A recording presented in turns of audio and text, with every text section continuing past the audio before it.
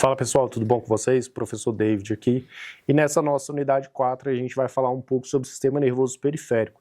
Então quando a gente pega aí o sistema nervoso periférico, são os nervos aí, a gente vai ter os nervos cranianos, a gente tem os nervos, né, do nosso braço, das nossas pernas, tudo isso aí a gente vai ter, né, uma formação desses nervos saindo a partir da ramificação aí do nosso sistema nervoso central, que vai ser a medula espinhal, e eles vão ramificar aí para as nossas periferias. Então, quando eu falo aqui, a gente tem aí 12 pares de nervos cranianos, então o nosso encéfalo aqui, ele vai ser todo inervado, então eu tenho aí os nervos dos nossos olhos, do nariz, da língua, da boca, né? Então tudo isso aí, o nervo facial, o nervo oculomotor, né, que é o dos olhos, a gente tem o nervo olfatório, o nervo óptico, nervo vestíbulo coclear, que é aí dos ouvidos.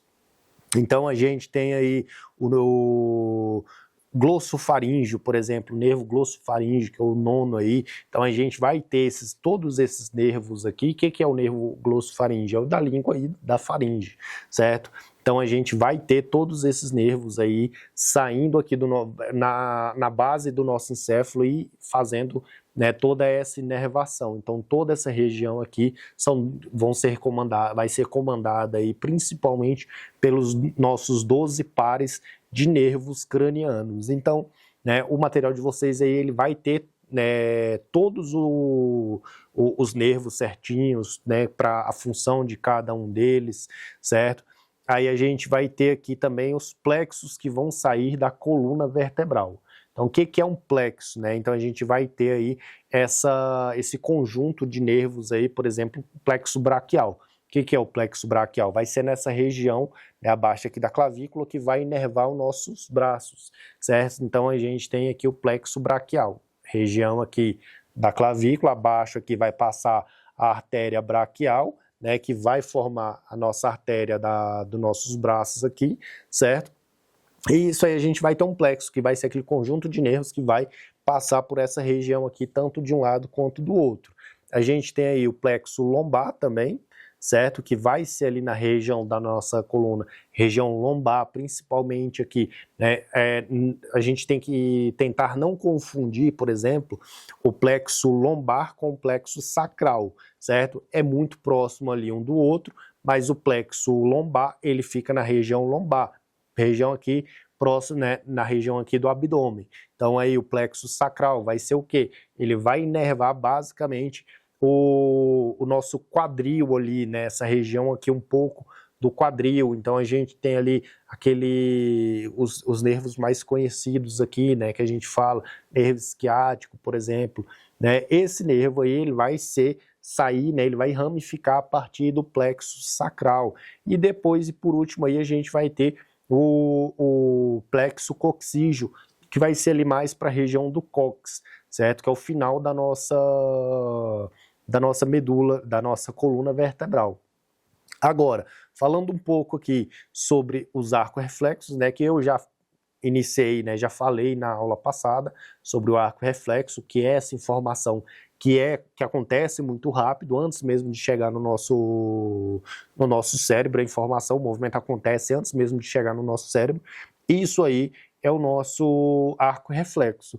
Aí quando a gente fala aqui do nosso sistema nervoso autônomo, né, a gente vai ter o sistema nervoso autônomo. O que é isso? O nosso sistema nervoso, ele não precisa, o nosso sistema nervoso autônomo, no caso, né, ele não precisa basicamente da nossa vontade para ele acontecer. Então, o seu intestino agora, neste exato momento, ele está funcionando, você nem percebe que ele está funcionando graças ao quê? Graças ao nosso sistema nervoso autônomo. Seu coração está pulsando aí, por quê? Por causa do nosso sistema nervoso autônomo. Ele consegue se autoexcitar, né, nessa região. Você não precisa de uma informação, você não precisa ter que lembrar, né? Eita, meu coração não está batendo, né? Então você precisa, ele funciona naturalmente. Então, da mesma forma que a nossa respiração, o sistema nervoso autônomo que faz ele funcionar aí sem a necessidade de você mandar essa informação para ele e sem a necessidade de um hormônio, né, sem a necessidade desse hormônio aí mandar, né, informação, excitar esse órgão, por exemplo. Isso aí é o nosso sistema nervoso que vai fazer todas essas funções aí, certo? Então, ficou aí, né, basicamente essa aula de hoje, certo? Espero que vocês aproveitem o material já está bem mais completo aí, está bem explicado, está tudo certinho aí para vocês e espero vocês na próxima aula. Até mais! Fala pessoal, tudo bom com vocês? Professor David aqui. E na unidade 4 a gente vai falar um pouco, né, sobre a divisão funcional do sistema nervoso. Então quando a gente fala de divisão funcional do sistema nervoso, a gente precisa entender que o sistema nervoso ele vai ser dividido em sistema nervoso central e sistema nervoso periférico. Acho que isso vocês já sabem, né? Eu estou falando isso desde o começo da nossa disciplina. O sistema nervoso central ele vai ser formado por encéfalo e medula espinhal. O sistema nervoso periférico serão os gânglios e as terminações nervosas, os nervos aí.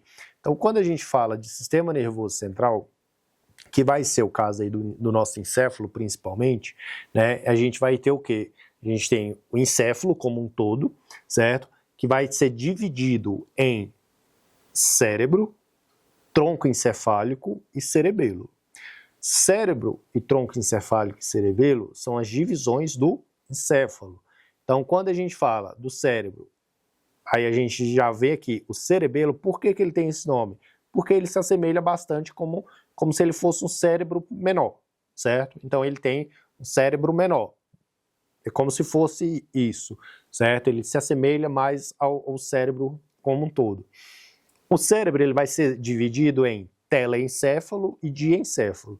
Telencéfalo é a parte, né, maior, principal ali, e o diencéfalo é a parte mais interna dele ali, a parte mais central dele, certo? Que vai ter ali principalmente a glândula, a hipófise, tá? Então a gente vai ter o tronco encefálico, que vai ser subdividido em mesencéfalo, ponte e bulbo, certo? Então a gente tem o mesencéfalo, que é a parte mais interna, a ponte, que é a parte intermediária, que forma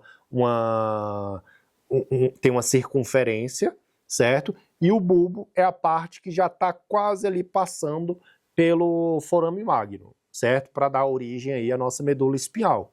O cerebelo é aquele pequeno cérebro que fica mais para trás, aqui na região mais posterior, que ele se assemelha mais ao cérebro, né? Então você tem que ele vai ficar alojado ali, né? E vai ficar um pouco separado pela fenda do cerebelo. Então você tem essas divisões aí anatômicas, né? Agora, quando eu falo aqui de cérebro, né, de encéfalo e medula espinhal, a gente precisa entender que tanto o encéfalo quanto a medula espinhal, ela vai ter as substâncias branca e cinzenta. No caso do encéfalo, né, ele vai ter a substância cinzenta na parte cortical, que é a parte mais periférica, a parte mais de fora do órgão, e a parte, né, a substância branca vai estar mais na parte medular. Então, assim, não confundam, quando eu falo cortical, medular, não confundam com medula espinhal, porque a gente vai ter uma diferença aí. Pode ser confuso aí, volta o vídeo se precisar, mas não confunda. Então, assim, parte cortical do encéfalo é a parte mais periférica dele. Então, você consegue ver toda a borda dele, né, com a parte mais cinzenta. No caso da parte medular, que é a parte mais interna do órgão, né, você tem a substância branca. Agora, na medula, você tem essa diferença. O que é essa diferença? A diferença é que na medula espinhal, você tem na parte cortical, a parte mais externa, você tem a substância branca, e na parte medular você tem a substância cinzenta. Percebam que é o inverso entre o encéfalo e a medula, certo? Então você tem essas duas diferenças aí, beleza? Ficou claro para vocês? Agora, no caso do sistema nervoso somático e no caso do sistema nervoso autônomo, a gente vai ter diferenças também. O que são essas diferenças? No caso do sistema nervoso somático, é algo voluntário, são situações voluntárias que a gente precisa ter. Então, se eu quero abrir e fechar a minha mão, piscar os olhos, caminhar, tudo isso aí são situações que o meu sistema nervoso somático, que vai fazer os movimentos voluntários acontecerem. Beleza. No caso agora do sistema nervoso autônomo, isso eles vão agir de forma independente. Então, se eu quero, por exemplo, para o meu coração pulsar, eu preciso da minha vontade? Não precisa, certo? O que acontece? Ele vai pulsar independentemente da minha vontade. Isso é o caso do meu sistema nervoso autônomo funcionando, certo? Então, se determinado movimento depende da minha vontade, é o meu sistema nervoso somático que vai agir. Se o movimento, a situação independe da minha vontade, é o sistema nervoso autônomo. Por exemplo, neste exato momento em que você está aí assistindo a aula, o seu intestino ele está funcionando? Tá. A menos que você tenha uma situação específica, algum problema intestinal que impeça com que a sua digestão funcione normalmente, né? Neste exato momento ele está funcionando, só que você não percebe, certo? Por quê? Os movimentos peristálticos do intestino, eles vão fazendo esse movimento aqui e vão expulsando, vão transportando o alimento, o bolo alimentar, o bolo fecal, né, por todo esse tubo. Então, no caso desse sistema nervoso autônomo, ele vai fazer esse tipo de movimento, que não independe, né, da sua vontade. Então, se eu pego, né, então eu posso, quer dizer que eu posso caracterizar aquele arco reflexo no meu sistema autônomo? Não, certo? O meu sistema autônomo ele não vai fazer parte do meu arco reflexo. Por quê? Como eu já expliquei, né, em outra disciplina, não sei se você já fez essa mesma disciplina comigo. O arco reflexo, o que é isso? É um movimento muito rápido que acontece antes mesmo da informação chegar no seu cérebro e ser processada ali, tá? Então, por exemplo, quando você tá lá com as pernas, né, penduradas e você leva aquela pancadinha, né, na região ali dos ligamentos, na parte anterior do seu joelho, e sua perna faz aquele movimento involuntário, é porque o movimento ele foi tão rápido que acabou sendo processado pela medula espinhal, certo? Por quê? Isso é uma forma do que o corpo age, né? O corpo ele vai agir de forma para impedir com que você se lesione. Então é isso aí que acontece com o sistema nervoso, né? Nosso sistema nervoso. O arco reflexo é uma coisa, sistema nervoso autônomo é outra coisa, certo? Isso aí não faz parte do nosso arco reflexo, beleza? Então, nosso sistema nervoso autônomo, ele está principalmente as glândulas aí, quando você precisa liberar algum hormônio, ele está relacionado a isso, certo? Agora, no caso aqui do meu sistema nervoso simpático e parasimpático, sabe a diferença? Sabe diferenciar cada um? Sistema nervoso simpático e o parasimpático, o que é isso? O meu sistema nervoso parasimpático, vamos usar o exemplo de novo, de você aí, neste exato momento que você está assistindo a sua aula, provavelmente você está aí sentado, deitado na sua casa, né? Não sei como é que você está assistindo essa aula aí. Mas, se você está sentado aqui assistindo essa aula, e eu posso dizer agora que o seu sistema nervoso parasimpático, ele está agindo. Por que eu sei disso aí? Porque você está num estado de repouso. O estado de repouso é aquele estado em que você fica quando você não precisa estar alerta a alguma coisa, né? Então, o estado de repouso para esse sistema nervoso, né, para explicar sistema nervoso, ele não é caracterizado apenas por você estar deitado dormindo, certo? O sistema nervoso, ele age, né, em casos, situações cotidianas. Então, o seu cotidiano é o seu sistema nervoso parasimpático que funciona, tá? Então, quando, por exemplo, você está chegando em casa e tem uma situação de alerta, vamos supor que você, né, passou ali, está chegando na rua da sua casa e passa o famoso meme aí que a gente tem, passa 2 homens numa moto, 2 caras numa moto por você. Então você entra em estado de alerta.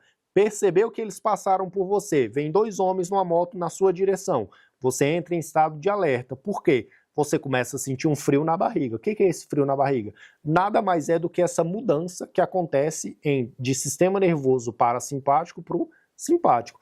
Se o meu sistema nervoso parasimpático, ele no caso, nas situações cotidianas, ele age nas minhas situações cotidianas, o que acontece no caso do meu sistema nervoso simpático? Ele vai agir em situações de fuga ou luta. Então, quando você entra numa situação de alerta, tem aquela sensação de que deu ruim na sua vida, né? O que acontece? Algumas pessoas têm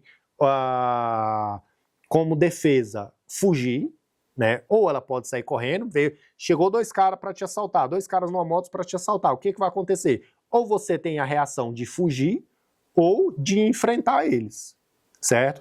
Isso é o seu sistema nervoso simpático agindo, certo? É justamente por isso que vai acontecer essa situação de luta ou fuga, tá? Então, quando você tem essa mudança de sistema nervoso simpático de parasimpático para simpático, você tem essa situação, né, essa sensação de frio na barriga. O que é essa sensação de frio na barriga? É essa troca de sistema nervoso. Por que você tem a sensação de frio na barriga? Isso existe uma explicação. Porque quando você está em estado de repouso, seu fluxo sanguíneo está concentrado ali em fazer sua digestão. Agora, entrou em estado de alerta, a sua digestão não é tão mais importante. Não é mais tão importante aí. Importante é o quê? O sangue sai o sangue vai migrar do seu sistema digestório e vai migrar para onde? Para os seus músculos, pernas, braços. Por quê? Porque é uma situação de luta ou fuga. Então você vai precisar de mais fluxo sanguíneo nos músculos do que uma situação, né, do que lá no seu sistema gastrointestinal. É justamente por isso que você tem essa sensação de frio na barriga. E isso, obviamente, que vai ter aí alguns neurotransmissores envolvidos nessa situação. Beleza? Galera, espero vocês na próxima aula e até mais.